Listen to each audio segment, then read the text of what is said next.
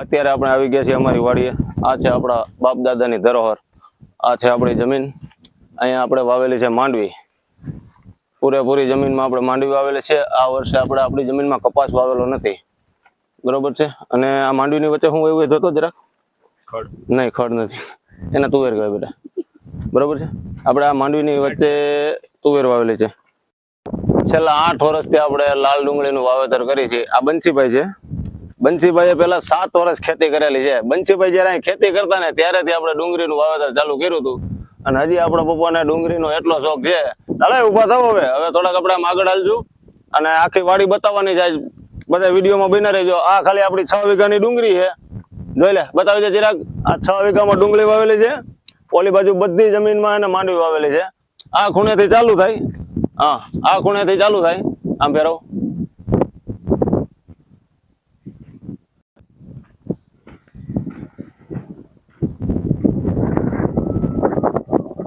આ પાછળનો નજારો દેખાય એ આપણી વાડી છે।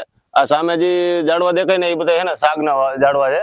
એને અત્યારે લગભગ 10 વર્ષ જેટલા થઈ ગયા, અત્યારે 10 વર્ષના શાક થઈ ગયા છે। અને એનાથી તમે જો સેટા ઉપર એક સાથે લાઈનમાં વાવેલા છે। અને તો મિત્રો, ઝાડવા વગરની વાડી હોય ને એ થોડીક સૂની સૂની લાગે।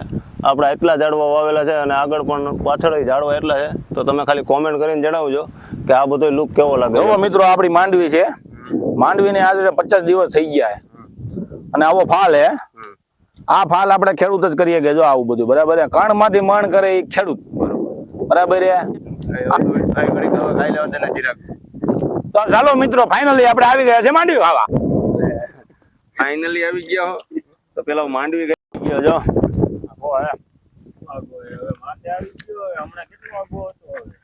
કાંઈ નહીં થાય, હાલો ને હાયલા જાય ધીમે। આ કોણ જાય ગામમાં?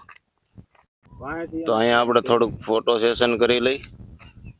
ફોટા પાડવામાં હે ને દ્રિશાંતભાઈ બેસ્ટ ફોટોગ્રાફર છે, અને આ ચિરાગભાઈ એની વિડીયોગ્રાફી 1 નંબર હોય અને એ ફોટા મસ્ત પાડે।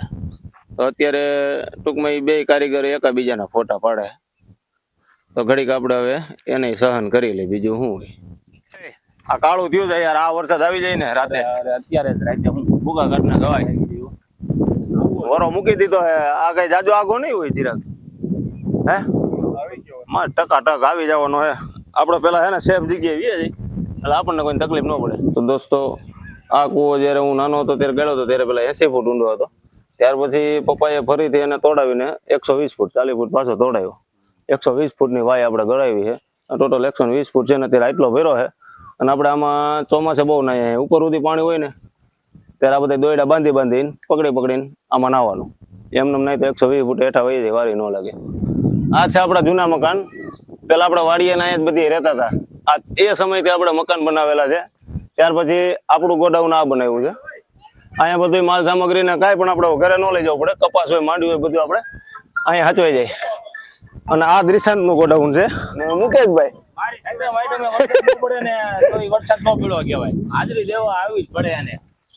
કાલે કનૈયા આવે છે, આજે વધામણા કરવા આવી ગયો છે। જો મિત્રો, બતાવો વરસાદ, આમ જો આયલો આવે, આ ધાર થઈ ગયો તો બહુ જાજો ન નાખતો ને, બધું પલળી જાય તો નહીં